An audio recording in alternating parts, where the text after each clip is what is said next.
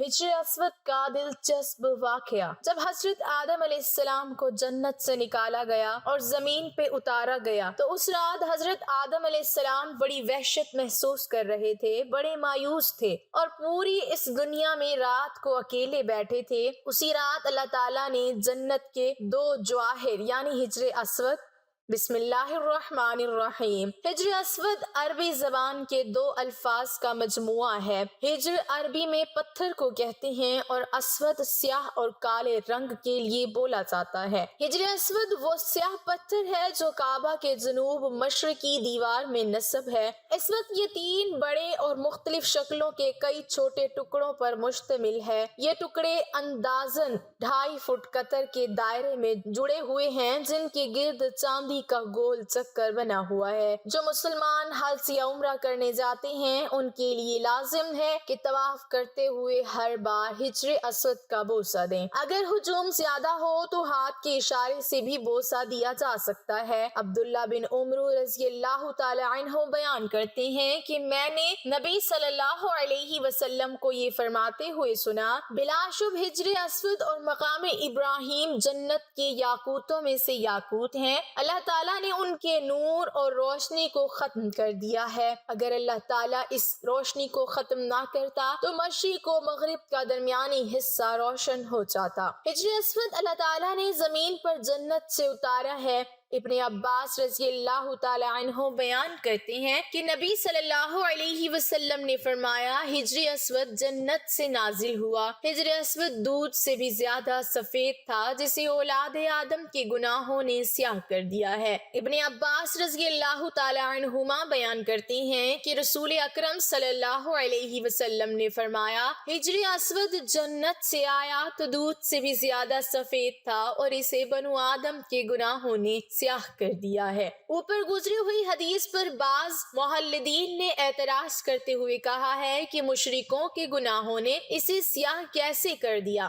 مومنوں کی اطاعت نے اسے سفید کیوں نہیں کیا؟ جواب میں وہ کہا جاتا ہے جو ابن قتیبہ رحمۃ اللہ علیہ نے کہا ہے، اگر اللہ تعالیٰ چاہتا تو اس طرح ہو جاتا۔ اللہ تعالیٰ نے یہ طریقہ اور عادت بنائی کہ سیاہ رنگا ہو جاتا ہے اور اس کے عکس نہیں ہو سکتا۔ اور محب الطبری کا کہنا ہے کہ سیاہ رنگ میں اہل بصیرت کے لیے عبرت ہے، وہ اس طرح کہ اگر گناہ سخت قسم کے پتھر پر اثر انداز ہو کر اسے سیاہ کر سکتے ہیں تو دل پر ان کے اثر ہونا زیادہ سخت اور شدید ہوگا۔ ہجر اسود روز قیامت ہر اس شخص کی گواہی دے گا جس نے اس کا حق کے ساتھ استلام کیا۔ ابن عباس رضی اللہ تعالی عنہما بیان کرتے ہیں، نبی صلی اللہ علیہ وسلم نے ہجر اسود کے بارے میں فرمایا، اللہ کی قسم اللہ تعالیٰ اسے قیامت کو لائے گا تو اس کی 2 آنکھیں ہوں گی جن سے یہ دیکھے اور زبان ہوگی جس سے بولے اور ہر اس شخص کی گواہی دے گا جس نے اس کا حقیقی استلام کیا۔ نبی صلی اللہ علیہ وسلم نے ہجر اسود کا بوسہ لیا اور امت بھی نبی صلی اللہ علیہ وسلم کی اتباع میں اسے چومتی ہے۔ حضرت عمر رضی اللہ تعالی عنہ ہجر اسود کے پاس تشریف لائے اور اسے بوسہ دے کر کہنے لگے، مجھے یہ علم ہے کہ تو ایک پتھر ہے، نہ تو نفع دے سکتا ہے اور نہ ہی نقصان پہنچا سکتا ہے۔ اگر میں نے نبی صلی اللہ علیہ وسلم کو تجھے چومتے ہوئے نہ دیکھا ہوتا تو میں بھی تجھے نہ چومتا۔ اسلام سے پہلے خانہ کعبہ کی تعمیر و مرمت کے دوران ہجر اسود کی تنصیب کے معاملے پر عرب قبائل کا ایک دوسرے پر تلواریں اٹھا لینا اور حضرت محمد صلی اللہ علیہ وسلم کے فیصلے سے معاملے کا بہترین حل نکل آنا تاریخ میں واقع تحکیم کے نام سے جانا جاتا ہے۔ واقعہ کچھ یوں ہے کہ خانہ کعبہ کی دیواروں کی مرمت کا کام کیا گیا تھا جس میں کچھ قبائل نے حصہ لیا۔ مرمت کا کام ہو چکا تھا لیکن جب ہجر اسود کو نصب کرنے کا وقت آیا تو قبائل میں اختلاف ہوا۔ ہر ایک اس پتھر کو اپنے ہاتھ سے رکھنے کی سعادت حاصل کرنا چاہتا تھا۔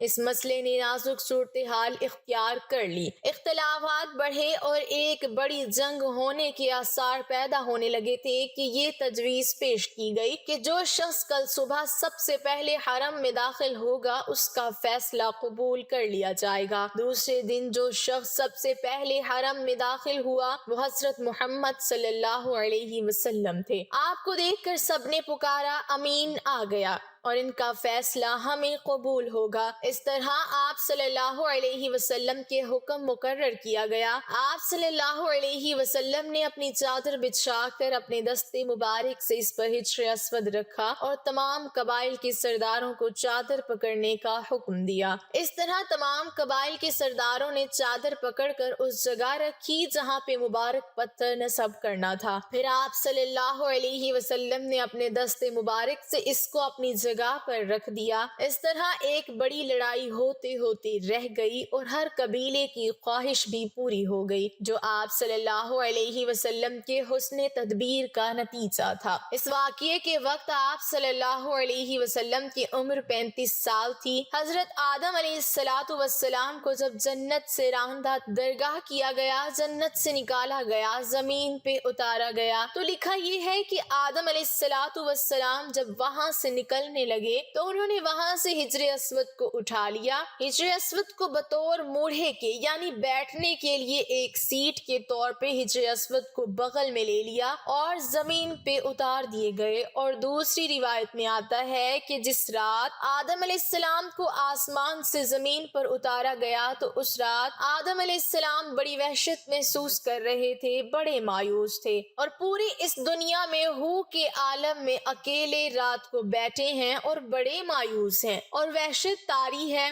اسی رات میں اللہ تبارک و تعالیٰ نے جنت کے 2 جواہر یعنی ایک حجر اسود اور دوسرا مقام ابراہیم اس رات آدم علیہ السلام کے ساتھ زمین پر اتار دیے۔ جب صبح کی روشنی پھیلی تو آدم علیہ السلام نے اپنے پاس یہ دونوں پتھر پڑے دیکھے تو آپ علیہ السلام پہچان گئے کہ یہ تو میرے جنت کے ساتھی ہیں۔ تو آپ علیہ السلام نے جنت کے ان دونوں پتھروں کو اٹھا کر اپنے سینے سے لگایا، ان کو بغل میں رکھ لیا اور اس سے تسکین حاصل کرنے لگے اور سوچنے لگے کہ جنت کا ایک سامان میرے ساتھ آ گیا ہے۔ اس طریقے سے اللہ نے ان دونوں پتھروں کو زمین پر اتارا۔ اور عجیب بات یہ ہے کہ ایک حدیث میں آتا ہے کہ آدم علیہ السلام جو حجر اسود لے کر آئے تھے، اصل میں ہجر ایک فرشتہ تھا۔ جب آدم علیہ السلام کو جنت میں اللہ تبارک و تعالیٰ نے بھیجا تو ایک فرشتے کو ان کی نگرانی پر لگا دیا کہ آدم علیہ السلام کی نگرانی کرے کہ جنت میں ہر چیز ان کے لیے ہے، وہ جو مرضی کھائیں لیکن اس درخت کا پھل نہ کھائیں جس درخت کے کھانے سے ان کو منع کیا گیا ہے، تو تم اس کی نگرانی کرتے رہو،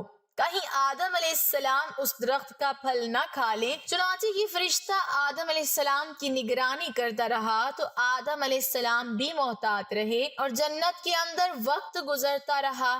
جب اللہ تبارک و تعالیٰ کو تکوینی طور پر منظور تھا کہ آدم علیہ السلام پھل کھائیں اور پھر آگے سارا ماجرا ہوا تو یہ تکوینی نظام ہے، اللہ کے ہاں یہ ہونا تھا، یہ مقدر تھا۔ تو اللہ تبارک و تعالیٰ نے آدم علیہ السلام سے اس فرشتے کو اوجھل کر دیا، یعنی آدم علیہ السلام کو فرشتہ دائیں بائیں کہیں نظر نہیں آیا۔ تو جب آدم علیہ السلام کو پھل کھانے کا موقع ملا تو انہوں نے آگے بڑھ کر اس پھل کو کھا لیا۔ جیسے ہی پھل کھایا تو اللہ تبارک و تعالیٰ کے ہاں ظاہر ہے ایک خاص قسم کا غضب نازل ہوا کہ یہ تمہیں منع کیا گیا تھا تو کیوں کھایا۔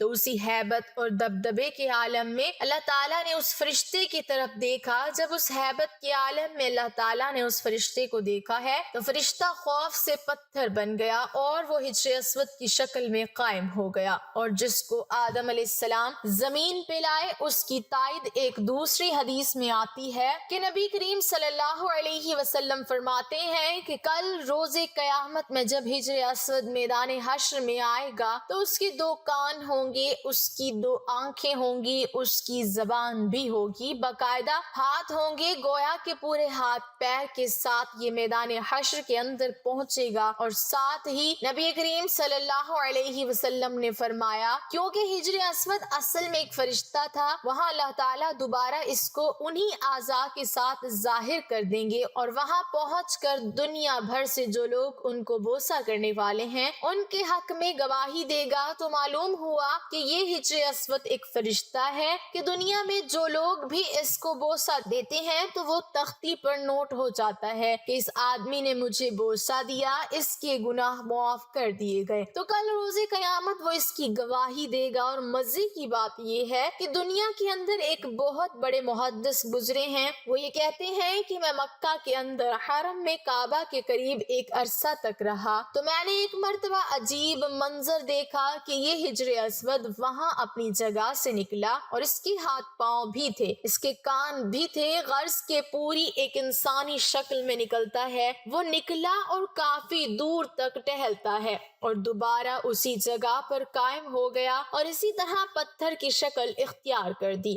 جب حجر اسود کو کوئی حج یا عمرہ کرنے والا بوسہ دیتا ہے تو حقیقت میں وہ اللہ سے مصافحہ کرتا ہے، اللہ سے سلام کرتا ہے، تو سلام کرنے کے نتیجے میں اللہ تعالیٰ اس کے سارے گناہوں کو معاف کر دیتے ہیں، جیسے خود دو ایمان والے جب آپس میں دوسرے سے مصافحہ کرتے ہیں۔ حدیث میں آتا ہے کہ ان دونوں کے الگ ہونے سے پہلے، ان کے مصافحے الگ ہونے سے پہلے اللہ گناہ معاف کر دیتے ہیں، تو وہاں حجر اسود کو مصافحہ گویا کہ اللہ سے مصافحہ ہے۔ تو اللہ سے مصافحہ اور گناہ معاف نہ ہو، یہ کیسے ہو سکتا ہے؟ اس سے اللہ تعالیٰ گناہوں کو معاف کر دیتے ہیں۔ تو یہ حجر اسود وہ فرشتہ ہے جو ہر بوسہ دینے والے کی تفصیلات کو نوٹ کر لیتا ہے۔ تو اللہ سے دعا ہے کہ اللہ تعالیٰ ہمیں حجر اسود کا سلام، اس کا بوسہ لینے کی سعادت نصیب فرمائے۔ لیکن اس میں شریعت کا مسئلہ لکھا ہے کہ اس کے لیے آپ کسی دوسرے کو تکلیف دے کر اس کا بوسہ نہ لیں۔ تکلیف دے کر بوسہ لیں گے تو ظاہر ہے بوسہ لینا ایک مستحب عمل ہے، لیکن تکلیف دینا حرام ہے۔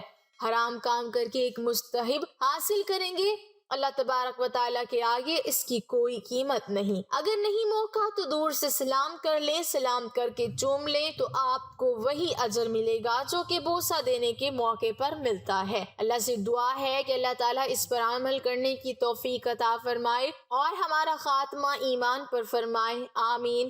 ناظرین، کمنٹ باکس میں اللہ تعالیٰ کے 99 ناموں میں سے ایک نام ضرور ٹائپ کریں۔